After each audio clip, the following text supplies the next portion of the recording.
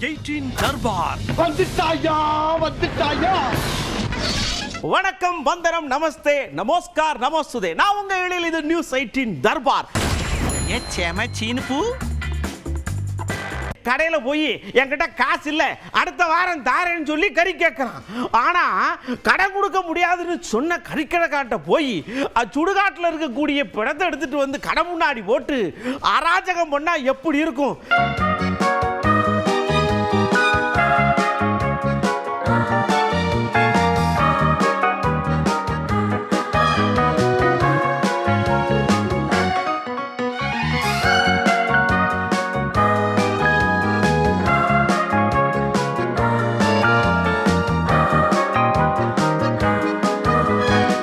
ஒருத்தர் நல்லா தூங்கணுமேனு இடத்தை தேடி இருக்கார். கொஞ்சம் மதுவை அரவணைச்சிருப்பார் போல் இருக்கு. அவர் தேர்ந்தெடுத்த இடம் அப்படிப்பட்ட இடம். போய் நல்லா படுத்து தூங்கியிருக்கார். ட்ரெயின் துப்பிடு வந்திருக்கு. பதறி இருக்காங்க எல்லாரும். ட்ரெயினும் போயிருச்சு. என்னன்னு பார்த்தா அவர் தண்டவாளத்தில் படுத்திருக்காருங்க. ஓடி வந்துடே எந்திரா, ஏண்டா இப்படி எங்களை குலகுத்தா கொள்றேன்னு அழாத ஒரே தூக்கிட்டு போயிருக்காங்கல்ல அவரை.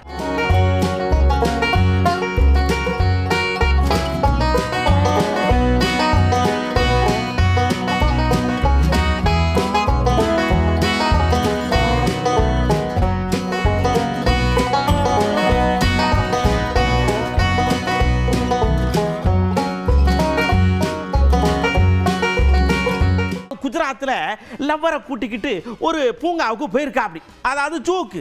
அங்க இருக்கிற புலிட்ட அவர் வீரத்தை காட்டி காதலிய கவர நினைச்சிருக்கார். ஏறி குதிச்சு உள்ள புலி கிட்ட போயிருக்காப்ட.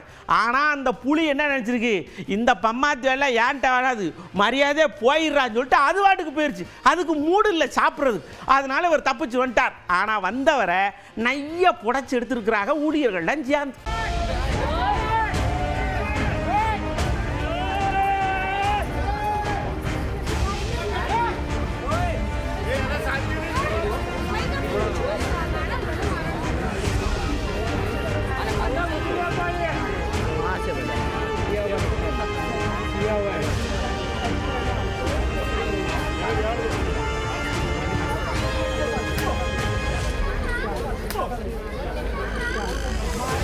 நம்ம நாட்டில் எவ்வளவு ஏரோப்ளேன் இருக்கு, ஏது இருக்கு, எப்படி போகுது அப்படின்ற கண்காட்சி நம்ம பெங்களூருக்கு பக்கத்தில் எலகங்கா விமானப்படை தளத்தில் நடந்துகிட்டு இருக்கு. பார்க்க எல்லாரும் ஆச்சரியத்தில் வாய புழக்காக பார்த்துக்கிடுங்களேன்.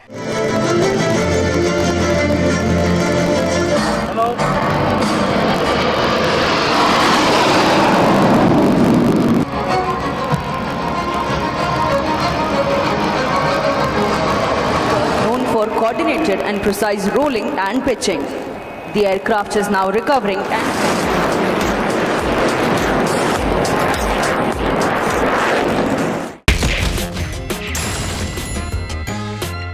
முதல்ல நம்ம செங்கோட்டையன் அண்ணாச்சி சுவாகமா இருந்தாரு. எதுக்கியா நீங்க உள்ள போற அப்படின்னு கேட்ட உடனே பொங்கி பொறிச்சு தள்ளிட்டார்லா. அத்திக்கட அவனாட்சி திட்டத்தில் பாராட்டு குழுவை சார்ந்திருக்கிற 4 பேர் என்னை சந்தித்தார்கள்.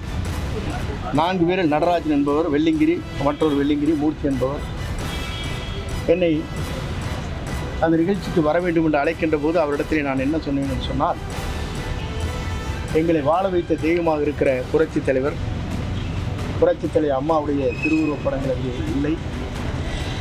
நீங்கள் கலந்து பேசியிருந்தால் நான் உங்களிடத்தில் என்னுடைய உணர்வுகளை உங்களிடத்தில் பிரதிபலித்திருப்பேன். 3 நாட்களுக்கு முன்னாலே தான் அந்த கடிதங்களை எங்களுக்கு தருகிறீர்கள், வர அழைப்புதலை. ஆகவே தான் இந்த உணர்வுகளை உங்களிடத்தில் எடுத்துச் சொல்கிறேன் என்று சொல்லி, என் உணர்வு இவ்வளவுதான். எங்களை வாழ வைத்துக் கொண்டிருக்கிற புரட்சித் தலைவர் அம்மாவுடைய திருவுருவப் படங்கள் இல்லை. இந்த திட்டத்தை துவக்கி வைத்த முதலில் 2017 அம்மா ஒரு சட்டமன்றத்திலே உரையாற்றுகிற போதும் சரி, தனபால் அவர்கள் சட்டமன்றத்தில் இருக்கின்ற போதும் அத்திக்கட அவனாட்சி திட்டத்தை நிறைவேற்றி என்று குறிப்பிட்டார்கள். அவருடைய படம் இல்லை என்பதைத்தான் அவரிடத்தில் எடுத்துச் சொல்லி, நான் இங்கே அத்திக்கடம் அவனாட்சி திட்டத்திற்கு புறக்கணித்தேன் என்பதை காட்டிலும் என்னுடைய உணர்வுகளை அவரிடத்திலே வெளிப்படுத்தி இருக்கிறேன் என்பதை தெரிவித்துக் கொள்கிறேன். இப்படி செங்கோட்டை அண்ணாச்சி வருத்தப்பட்டு சொன்ன விஷயத்துக்காக நம்ம கேசி பழனிசாமி ஐயா இன்னொரு விஷயம் சொன்னாங்க. அவனாசி அத்திக்கடவு திட்டத்தை ஆரம்ப கால ஒரு 3.5 கோடி ரூபாயை ஒதுக்கி அந்த திட்டத்தை துவக்கி வைத்தவர் ஜெயலலிதா அம்மா அவர்கள். அப்போ அந்த வகையில் அவருக்கும் இதில் வந்து நன்றி பாராட்டி இருக்க வேண்டும். குறைந்தபட்சம் அவருக்கு ஏதாவது ஒன்று 2 ஃப்ளக்ஸ் வைத்து அவருக்கு உரிய மரியாதைகளை செலுத்தி இருக்கணும். ஒருவேளை அந்த நிகழ்ச்சியை நடத்தியவர்கள் கட்சி சார்பற்றவர்கள், அவர்களுக்கு இது தெரியாது என்றாலும் கூட செங்கோட்டையனுக்கு தெரிந்தது எடப்பாடி பழனிசாமிக்கு தெரியாது என்று நம்ம எடுத்துக்கொள்ள முடியாது. நிச்சயமா செங்கோட்டையன் உணர்வது, அந்த உணர்வுகள் எடப்பாடி பழனிசாமிக்கு இருந்திருக்கணும். அப்ப எடப்பாடி பழனிசாமியே நிகழ்ச்சி ஏற்பாட்டாளர்களிடத்தில் சொல்லி, அம்மா தான் இதை ஆரம்பித்து வைத்தார்கள், நான் அதை முடித்து தான் வைத்தேன், அவர்களுக்கும் உரிய ஒரு அங்கீகாரத்தை கொடுக்கணும் என்று அவர் எடப்பாடி பழனிசாமி சொல்லி இருக்க வேண்டும். அதைத்தான் திரு செங்கோட்டையன் அவர்கள் உணர்த்துகிறார். இப்படி அவர் மழுப்புற நேரத்தில் இந்த மழுப்புற வேலைலாம் வேணாம், இந்த திட்டத்துக்கு அடிகோல் விட்டவரே நம்ம அம்மா அவர்கள் தான். அவங்க படத்தையும் போடல, புரட்சி தலைவர் ஐயா படத்தையும் போடல. என்ன நினைச்சுக்கிட்டு இருக்கார் அவர் தான் என்னமோ கட்சியை தூக்கி நிறுத்துற மாதிரி. அவர் தெரியாத அவரை பத்தி எங்களுக்கு, நாங்க இல்லைன்னா அவர் வந்திருக்க முடியுமான்னு ஒருத்தர் கேட்டாரு. பாருங்க கேள்வி, யார் தெரியுமா? நம்ம டிடிவி ஐயா. அந்த திட்டத்தை கொண்டு வந்ததுக்கு காரணம் யாரு? அந்த அவர்களுடைய அம்மாவின் படத்தை போடவில்லை என்பது போடணுங்கிறது பேசிக்கான விஷயம். ஒரு முன்னாள் முதலமைச்சராக இருந்தவங்க அரசியலெல்லாம் தாண்டி அந்த திட்டத்திற்கு அடிக்கல் நாட்டியவர்கள். இன்னும் சொல்ல போனா பழனிசாமி இவரா முதலமைச்சர் அறிவிச்சார் அந்த ஸ்கீமை. அம்மா அவர்களுடைய ஆட்சி நீட்சியாக அவர் உட்கார்ந்து பண்ணது. அதனால இந்த பதிலெல்லாம் சும்மா மலுப்பல் தானே தவிர இது அம்மாவையும் புரட்சி தலைவரையும் அசிங்கப்படுத்திக்கிட்ட விதமாக அந்த பதில் இருக்கு. அவ்வளவுதான். அடுத்து நம்ம அண்ணாச்சி ராயபுரத்துல இருந்து வந்தவங்க அவியலும் லேசா சப்பக்கட்டு கட்டுதாங்க. என்ன தெரியுமா? இது கட்சி நடத்துற விழா கிடையாது, இருந்தா நாங்க போட்டிருக்க மாட்டோமா? இது அந்த விவசாயிகள் பண்ணது. அவிய மனம் போன ஓக்கல 19 இருக்கட்டும்னு அடிச்சிருக்காங்க. அவியிட்ட போய் இந்த படத்தை போட அந்த படத்தை போடுன்னு சொல்ல முடியுமா? என்னையா இது உங்களுக்கு அப்படின்னு செங்கோட்டையனை நல்லா அழகா தடவி கொடுத்து சமாதானப்படுத்திருக்கார். இந்த கூட்டத்தை பொறுத்தவரை, அதாவது அத்திக்கடவு அவிநாசி திட்ட விவசாயிகள் கூட்டமைப்பு, இந்த விவசாயிகள் கூட்டமைப்பு என்பது எல்லா கட்சி சார்ந்த விவசாயிகளும் அதில் இருக்காங்க. அதுக்காக போராடினவங்க, அதுக்காக சிறை சென்றவங்க, உண்ணாவிரதம், ஏன்னா அது 50 ஆண்டு கால கனவு திட்டம் இது. எனவே அந்த வகையில் அந்த திட்டம் எல்லா கட்சியை சேர்ந்த விவசாயிகள் இருக்கின்ற காரணத்தினால இதில் ஒரு அரசியல் கலப்பு இருக்கக்கூடாது என்ற வகையில் தான் இது அந்த கூட்டமே நடைபெற்றது. விவசாயிகளால் ஏற்பாடு செய்யப்பட்ட அந்த கூட்டம் நடைபெற்றது. எனவே அந்த வகையில் தான் இதை பார்க்க வேண்டும். அடுத்து பாருங்க, ஒரு ஐயா ரொம்ப கோவத்தில் இருக்காரு. நீங்க சாதிவாரி கணக்கெடுப்பை நடத்துவீங்களா மாட்டீங்களா? எங்களை பத்தி உங்களுக்கு தெரியுமா தெரியாதா? பல போராட்டங்களை முன்னெடுத்தவங்க, தமிழ்நாடே தம்பிச்சு போவான். என்ன நினைச்சுக்கிட்டு இருக்கீங்க? சடக்குன்னு ஒரு முடிவை சொல்லல, அப்புறம் நாங்க அப்படிதான் அப்படின்ற மாதிரி நம்ம அன்புமணி ஐயா லேசா மிரட்டியிருக்கார். அதிகாரம் இல்லை. என்ன அதிகாரம் இல்லை உங்களுக்கு? தமிழ்நாட்டில் பார்த்தீங்கன்னா வலசை பறவைகள், மைக்ரேட்டரி பேர்ட்ஸ், ரஷ்யாவிலிருந்து எத்தனை பறவைகள் தமிழ்நாட்டுக்கு வருது அந்த கணக்கெடுப்பு இருக்கு. சைனாவிலேருந்து எத்தனை பறவைகள் பறந்து வருது, எப்போ வருது, எத்தனை மாசங்க தங்குது, அந்த கணக்கெடுப்பு இருக்கு. ஆமைகள், எத்தனை ஆமைகள் எங்கெங்கிருந்து வருது, எங்கெங்க தங்குது, எவ்வளவு முட்டை எடுதுன்னு அந்த கணக்கெடுப்பு வச்சிருக்கிறாங்க. தெருவில் இருக்கிற கால்நடைகள் எங்கெங்க இருக்குது, மேய்ஞ்சிட்டு இருக்குது, அந்த கணக்கெடுப்புலாம் இருக்கு. இன்னும் சொல்ல போனா தெரு நாய்கள் எத்தனை பேர் இருக்கு, எங்கெங்க எத்தனை நாய்கள் எந்தெந்த ஊர்ல இருக்குது, அந்த கணக்கெடுப்புலாம் இருக்கு. பெண்களுக்கு இலவச பஸ் பாஸ் கொடுக்கறதுக்கு அந்த கணக்கெடுப்பு இருக்கு. எத்தனை பெண்கள் எத்தனை வயசுல எந்த வயசுல இருக்காங்க, எல்லா கணக்கெடுப்பு இருக்கு. இவ்வளோ கணக்கெடுப்பு நடத்த முடிக்கின்ற தமிழக அரசு ஏங்க சமூக நீதிக்காக ஒரு கணக்கெடுப்பு நடத்த உங்களுக்கு என்ன தயக்கம்? என்ன பிரச்சனை உங்களுக்கு? தூங்குறவங்களை எழுப்பலாம், தூங்குற போன்ற நடிப்பவர்களை எழுப்ப முடியாது. ஆனா தூங்குற போன்று நடித்துக் கொண்டிருக்கின்ற ஸ்டாலின் முதலமைச்சர் அவர்களை தட்டி தட்டி பார்த்துட்டு இருக்கிறோம். தேவைப்பட்ட பலமா தட்டுறதுக்கு நாங்க தயாரா இருக்கிறோம். பிறகு எழுந்திருக்கிறதுனா வேற எப்படி பண்ண முடியும்?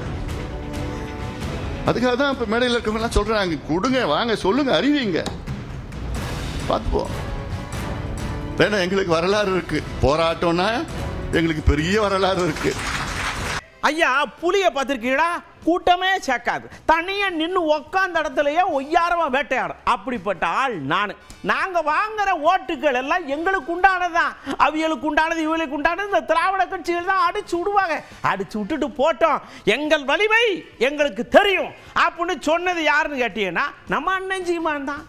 நான் வீரன், எனக்கு படையெல்லாம் தேவையில்லை, சண்டைக்கு நான் தனியாக தான் போவேன். மச்சான் என்னை அடிக்க வர்றான், 4 பேர் வாங்கன்னு கூட்டிகிட்டு போக நாய் நரி கிடையாது, நான் புலி. நான் தனியாக வேட்டையாடுவேன். தொடக்கத்துலேருந்து சொல்கிறேன், நான் தனித்து தான் நிற்பேன்.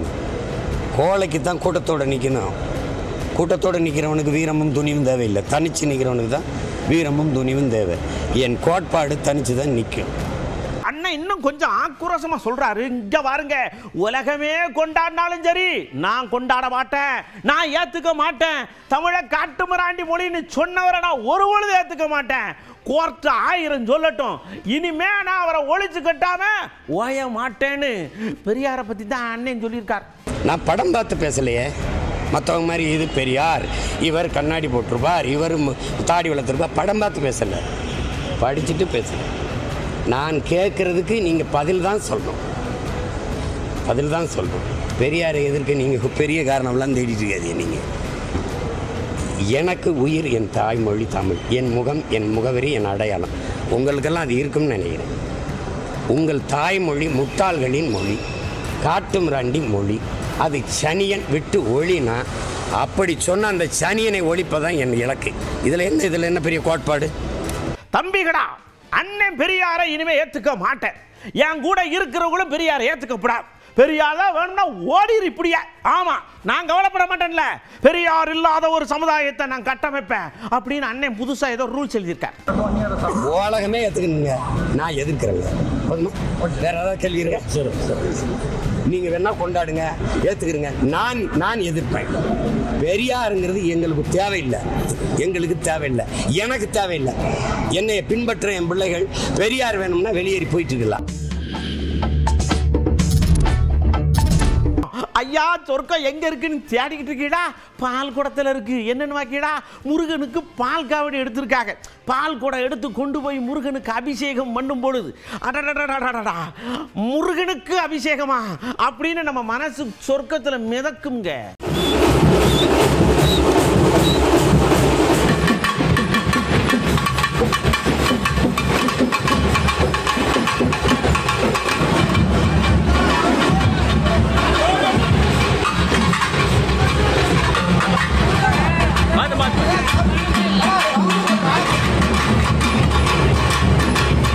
கிட்டத்தட்ட 41 கோடி பேருக்கு மேல புனித நீராட்ட நம்ம கும்ப மேளாவில் இங்க இருந்து போன ஆட்கள் அங்கேயும் சொர்க்கத்தை காட்டியிருக்காங்க. நம்ம தோடர் சமுதாயத்தை சேர்ந்த தோழர்கள் எல்லாம் போயிருக்காங்க. அங்க போய் பாரம்பரிய நடனத்தை ஆடி கும்ப மேளாவில் கலந்துக்கிட்டு குதூகலப்படுத்தியிருக்காங்க.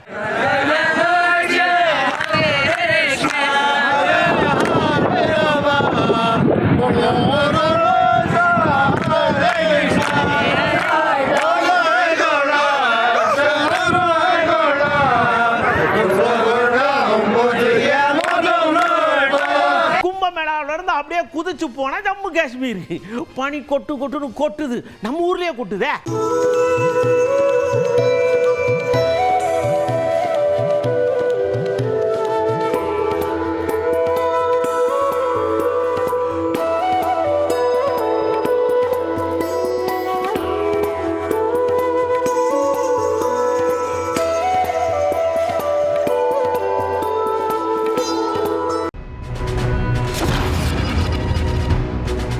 ஐயோ, எங்க பார்த்தாலும் விபத்தா இருக்கே, நம்ம சமுதாயத்தை எப்படி காப்பாற்ற போறோம்னு உங்க மனசு கிடந்து துடிக்கும் இல்லையா?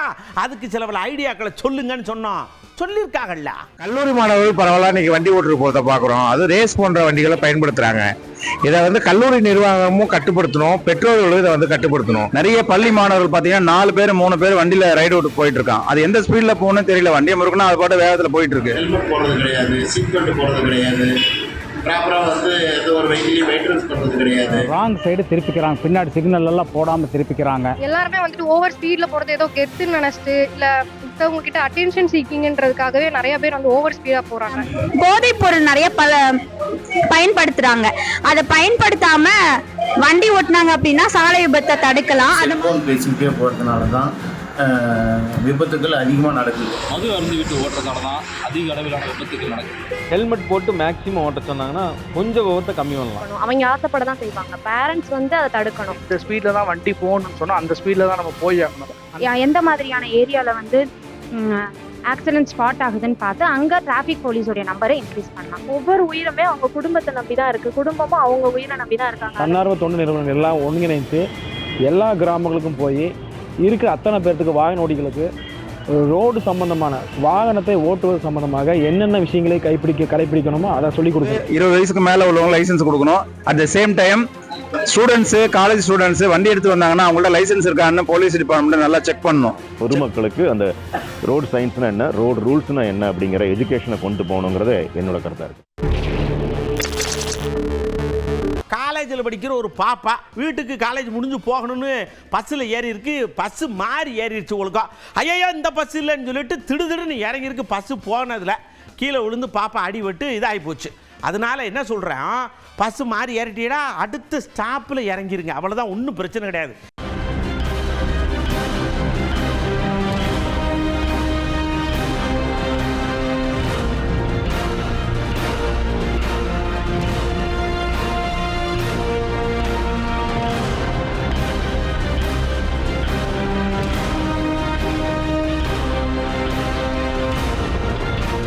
மதுரையில் இப்படி தான் ஒரு அம்மா நின்றுட்டு இருந்திருக்காங்க.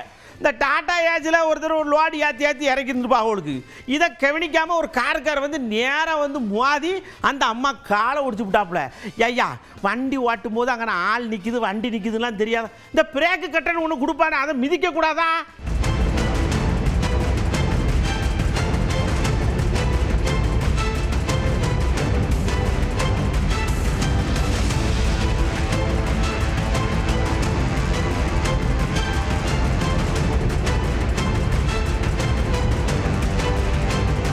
அடுத்து பாருங்க, ஊப்பில ரோட்ல சர்ன்னு போக வேண்டிய காரு டமக்கு டமக்கு டமக்கு டமக்குன்னு பல்ட்டி அடிச்சு வருது. எல்லாரும் என்னடா அப்படின்னு பார்த்தா கார்ல டயரு அடிச்சு போச்சு. அதுக்கு தான் சொல்றது, ரொம்ப நாள் நிறுத்தி வச்சிருக்கிய அந்த வண்டியை எடுக்கிய இல்லை ரெகுலராகவே வண்டி எடுக்கினா முதல்ல வண்டியை ஆன் பண்ணுறதுக்கு முன்னாடி டயர் கியர்லாம் செக் பண்ணணும்.